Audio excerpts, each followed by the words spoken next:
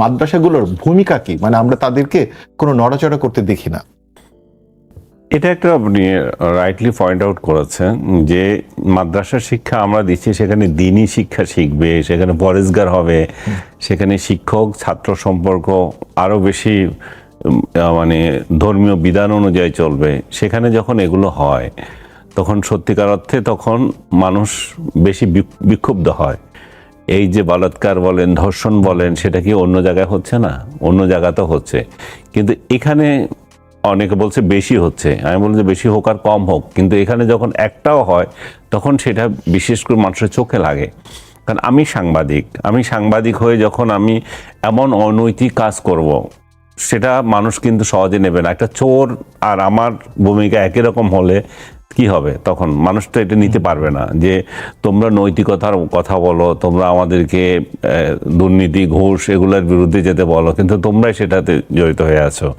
তাহলে এই হুজুরদের কাছেও মানুষের প্রত্যাশা অনেক বেশি, যে তারা মনে করে যে ওনারা দিনদার পরেজগার থাকবে, ওনারা কেন এই ধরনের ইয়েতে যাবেন। আমি মনে করি যে এই সমস্ত কর্মকাণ্ড সব জায়গায় হচ্ছে। এটা আপনি কি বড় রাজনৈতিক দল যারা বিশেষ করে ইসলাম নিয়ে কাজ করছে এদেরকে এইসব ব্যাপারে কোনো ধরনের পদক্ষেপ নিতে দেখছেন কিনা?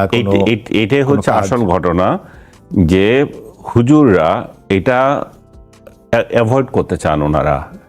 আমি মনে করি যে হুজুররা সম্মিলিতভাবে বা ইসলামী রাজনৈতিক দলগুলো, মাদ্রাসার শিক্ষকরা এটা নিয়ে ক্যাম্পেইন করা উচিত যে আমরা এটা নিয়ে জিরো টলারেন্স যাব। আমরা শুধু কেন রাষ্ট্রের উপর নির্ভর করব। আমি আপনি বলাতে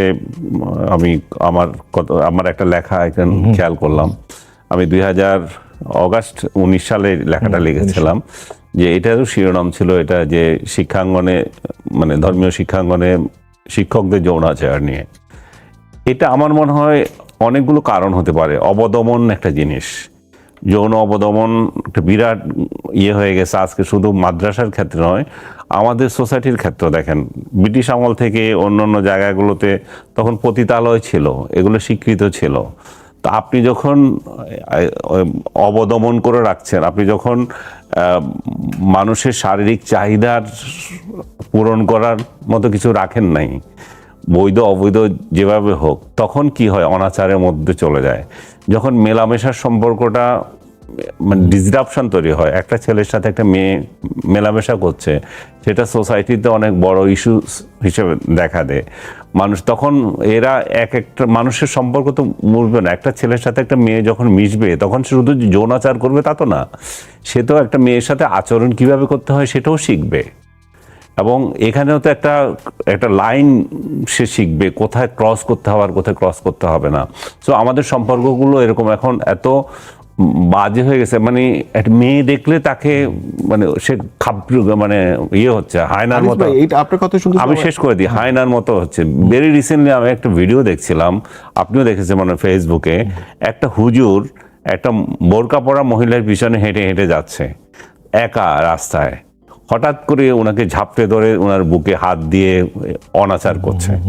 সে একটা মানুষ আরেকটা মানুষের পাশাপাশি হাঁটতে পারছে না। মানে একটা দেখেন বোরকাওয়ালা মহিলা, সেও একটা হুজুর, তারেও সে করতে, মানে আমরা সোসাইটিতে দেখছি এই জায়গায় হচ্ছে। এটা যদি একটা বকাটে ছেলে হইতো তখন আপনি এটাকে ওইভাবে নিতেন না।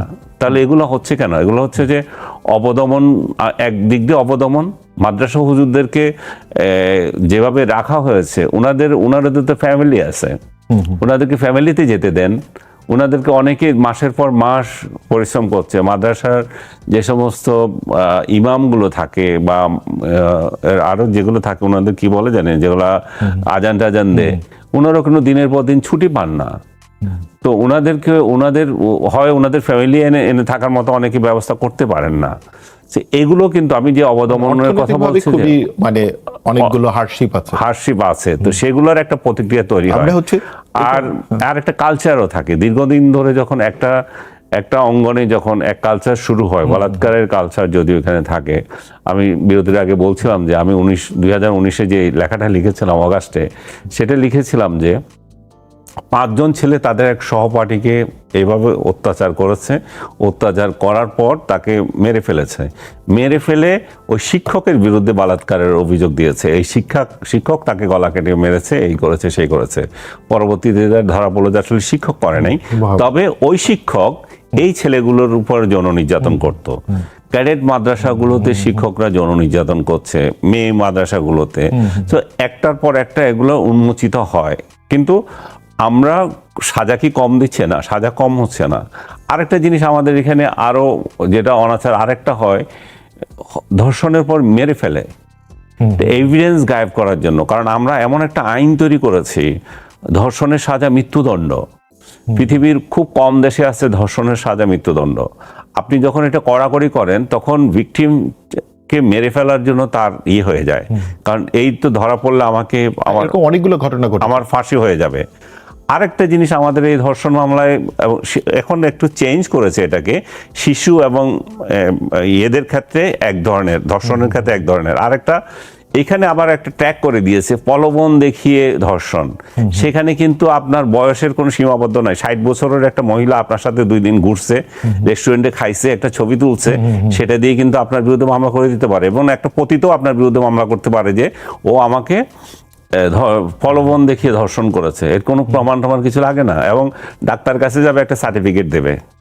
মানে এই যে কোনো জায়গায় খুবই রিস্ক হয়ে গেছে। এইখানে যদি আমরা মাওলানা গাজী আতাউর রহমান আপনার কাছে আসি, যেমন ধরেন একটা হচ্ছে প্রতিকার কি এক, আর 2 হচ্ছে যে যেমন রাজনৈতিক সংগঠনগুলো সবাই, যেমন আপনার ইসলামিক আন্দোলন, এরা কি শুধু বৃহত্তর ওই রাষ্ট্রীয় নিয়ে কথা বলবে, নাকি এই সব বাচ্চাদের ক্ষেত্রে যে বা প্রতিষ্ঠানে যে যৌন নিপীড়নগুলো হচ্ছে এগুলো নিয়েও তাদের কোনো কর্মকাণ্ড থাকবে? আসলে বিষয়টা অত্যন্ত দুঃখজনক, এবং সেটা নিয়ে এভাবে আলোচনা আমাদের করতে হচ্ছে, এটাও আসলে অনেক ঘটছে, যেহেতু আমাদের আলোচনা করতে হবে, এটাও প্রতিকারের একটা প্রসেস। হ্যাঁ, দেখেন এই যে সাম্প্রতিক এই বিষয়টা আলোচনা আসছে হইলো ওই নেত্রকোনার ওই ঘটনাকে নিয়ে। এখন ওই ঘটনাটা এখনো পর্যন্ত কিন্তু আমরা চূড়ান্তভাবে বলতে পারি না যে ওই মাদ্রাসার ওই শিক্ষকই এই ঘটনা ঘটিয়েছে, কারণ উনি তো অস্বীকার করেছে এবং তিনি ডিএনএ পরীক্ষা করার জন্য তিনি বলেছেন। অতএব এই পরীক্ষা নিরীক্ষাগুলো করলে বোঝা যাবে যে আসলে তার সম্পৃক্ততা কতটুকু। আরো অনেক ছেলে শিশুর ক্ষেত্রে এর আগে অনেক হ্যাঁ না আচ্ছা ঘটনা ঘটছে, কারণ এখানে দেখেন এটা আমাদের আমি জানি না ভাইয়া, এখানে বাচ্চা না হওয়ার আগ পর্যন্ত কি ডিএনএ টেস্ট করতে পারে? আমার তো মনে হয় না, এটা অনেক জটিল। ওনাকে আজকে র্যাব ধরতে পেরেছে, এটা তারপরেও ইনভেস্টিগেশন দরকার। না, ইনভেস্টিগেশন দরকার, উনি তো নিষ্পাপ হতে পারে। হ্যাঁ সেটাই ইনভেস্টিগেশন আগে তাকে ওইভাবে আমরা দায়ী করতে পারি না। সামাজিক আন্দোলন দরকার। আর একটা যে বিষয়টা যে আমাদের নৈতিক অবক্ষয় তো আছে, সামাজিক অবক্ষয় যেটা হচ্ছে এখন দেখেন মাদ্রাসার যেই ঘটনাগুলো, এগুলো যে খুব বেশি তা না। তা এখানে এটাকে আমরা যেহেতু আনিসা বলছেন যে সবাইকে সব কাজ কিন্তু একরকম না, একজন বখাটে ছেলের কাজ আর একজন হুজুরের কাজ এটাকে তো এক করা যাবে না। এখন আমাদের যেটা প্রত্যাশা থাকবে যে এইগুলো কমপক্ষে যারা এই মাদ্রাসায় পড়ে বা ইসলামী বিভিন্ন সংস্থার সাথে আছে বা নিজে ইসলাম পালন করে, তাদের এরকম পাপাচারের দিকে যাওয়াটাই উচিত না। যদিও তারা কেউ ফেরেশতা না, এদের মধ্যে মানবিক অনুভূতি আছে, কিন্তু তারপরও উচিত না। তো সেক্ষেত্রে আমরা ইসলামী সংগঠন হিসাবে আমাদের জনশক্তি দেখেন, আমরা কিন্তু এ ব্যাপারে স্পিরিচুয়াল ডেভেলপমেন্টের জন্য আমরা কাজ করি, সবসময় আমাদের ওয়ার্কশপ হয়, এগুলো আমরা করি, এবং আমাদের জনশক্তির মধ্যে এগুলো নিয়ে আলোচনা হয় এবং সতর্ক করা হয়, সব ঠিক আছে। এবং আমাদের যে প্রতিষ্ঠান আছে, আমাদেরও কিন্তু অনেক প্রতিষ্ঠান আছে, কয়েক হাজার প্রতিষ্ঠান আছে সারা দেশে, তো সেখানেও কিন্তু আমরা এগুলোকে খুব সতর্কতার সাথে স্ট্রিক্টলি কন্ট্রোল করার চেষ্টা করি। এগুলো হয়ে যেতে পারে, কারণ হলো মাদ্রাসাগুলো স্বাভাবিকভাবে ম্যাক্সিমাম আবাসিক।